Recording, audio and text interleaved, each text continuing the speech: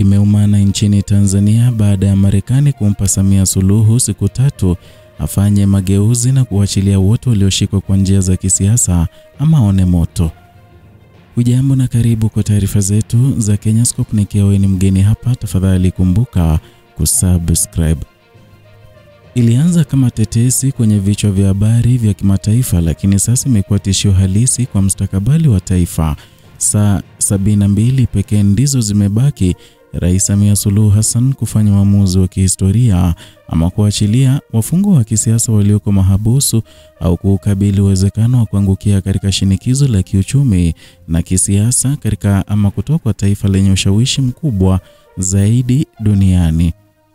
Taarifa rasmi kutoka ikulu ya Marekani ilitoa mezani Dar es Salaam ikiwa na maneno yasiyo na tafsiri mbili: wapewe uhuru wote waliokamatwa kwa misingi ya kisiasa ndani ya saa 3 za siku 3, la sivyo Tanzania itajikuta kwenye orodha nyeusi ya mataifa yasiyo na ushirikiano wa kidiplomasia, kiuchumi na kifedha na Washington. Kwa mara ya kwanza tangu kuingia madarakani kwake, Rais Samia Suluhu amekabiliwa na mtihani unaoweza kuamua urithi wake wa kisiasa, mwelekeo wa taifa na hatima ya uhusiano wa Tanzania na mataifa ya Magharibi. Wakati mashirika ya habari kama CNN yakiripoti madai ya mauaji makubwa yaliyotokea kufuatia uchaguzi wenye utata, dunia imegeuka macho na masikio kuelekea Tanzania. Ripoti hizo zinadai kuwepo kwa idadi kubwa ya vifo na ukandamizaji wa upinzani, na ni jambo lilozua taharuki miongoni mwa mashirika ya haki za binadamu na ubalozi mbalimbali.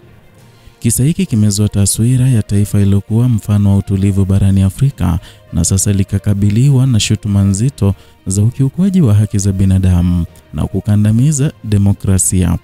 Wakati huo huo, idadi ya watu wanaodaiwa kushikiliwa kwa sababu za kisiasa inatajwa kuongezeka, ikionyesha uwezo ama uwepo wa mvutano mkubwa ndani ya mfumo wa utawala. Kwa Marekani, hali imevuka mstari wa uvumilivu wa kidiplomasia.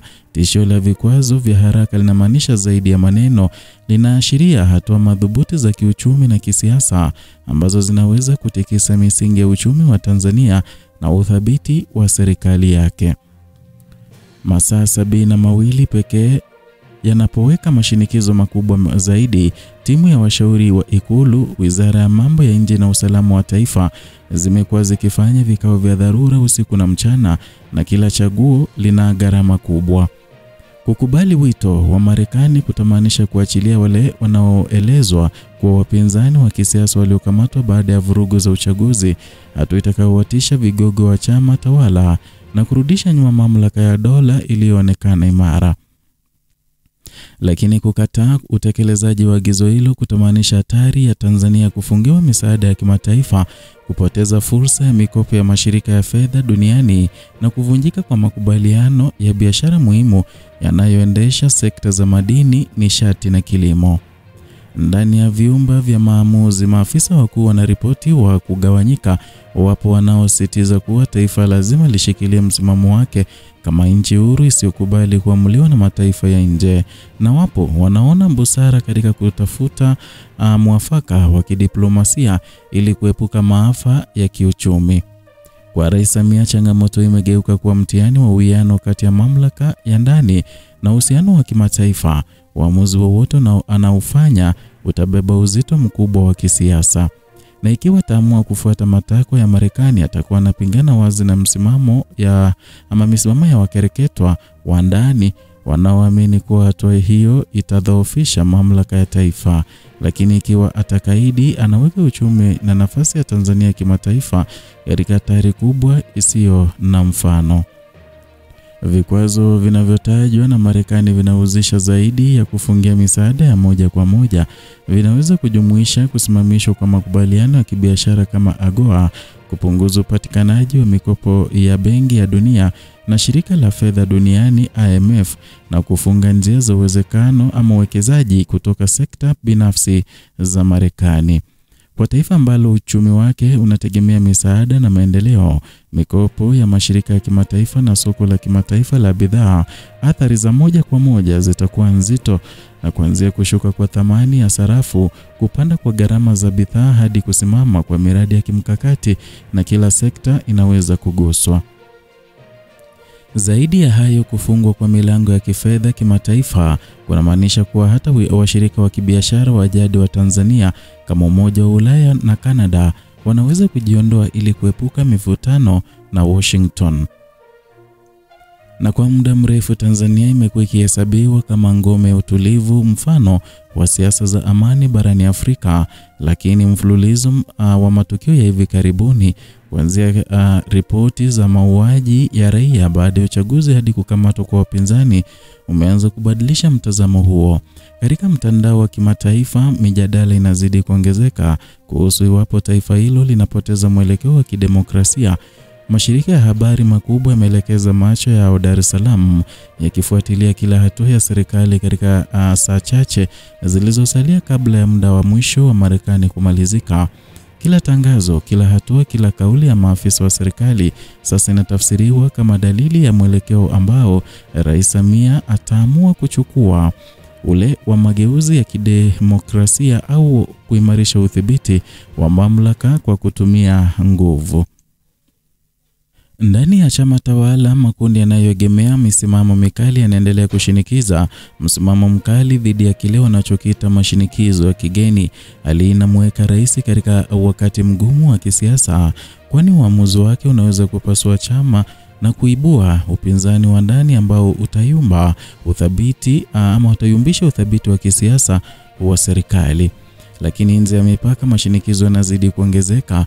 Mashirika ya haki za binadamu, balozi na taasisi za kimataifa zinasisitiza wazi wa uchunguzi wa madai ya mauaji na kuachiliwa kwa wafungwa wa kisiasa. Kwao, ukimya wa serikali ni ishara ya kuhalalisha ukandamizaji. Kwa kutoa muda wa saa 72 pekee, Marekani imeonyesha wazi nia ya kuchukua hatua za haraka na zenye athari. Hatua hiyo haionekani tu kama hoja ya kisiasa, bali ni sehemu ya mkakati mpana wa kidiplomasia wa kulinda demokrasia barani Afrika. Taarifa za ndani zinaonyesha kuwa Washington inatarajia kuona hatua madhubuti kabla ya muda huo kumalizika, na ikiwa hakuna hatua itachukuliwa, majibu yanaweza kujumuisha kufungia akaunti za serikali zinazohusiana na miradi ya kimataifa, kufuta mikataba ya misaada na hata kuzuia safari ya maafisa wakuu wa serikalini.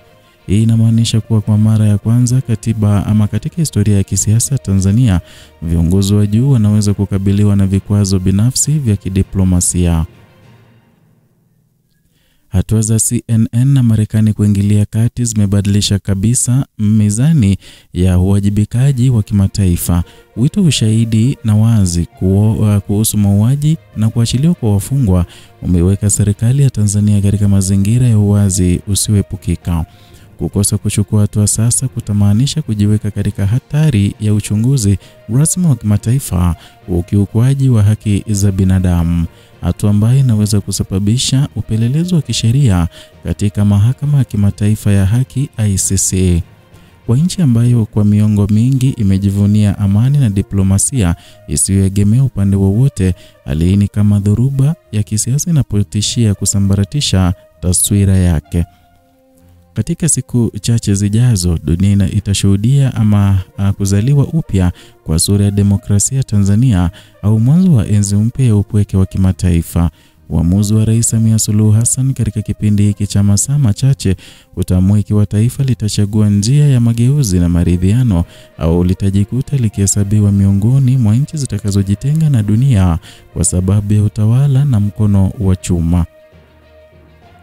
Hayo ndio tuliokuandalia kutoka hapa Kenyascope, na kumbuka, hii ni chaneli inayokupatia taarifa na uchambuzi wa kina bila kupindisha au kupendelea upande wowote. Zidi kutusupport kwa kusubscribe na kulike, vile kushare video zetu ili tuweze kuwafikia wengi zaidi. Vile kumbuka kugonga alama ya kengele ili upate notification kila wakati tunapoweka content mpya.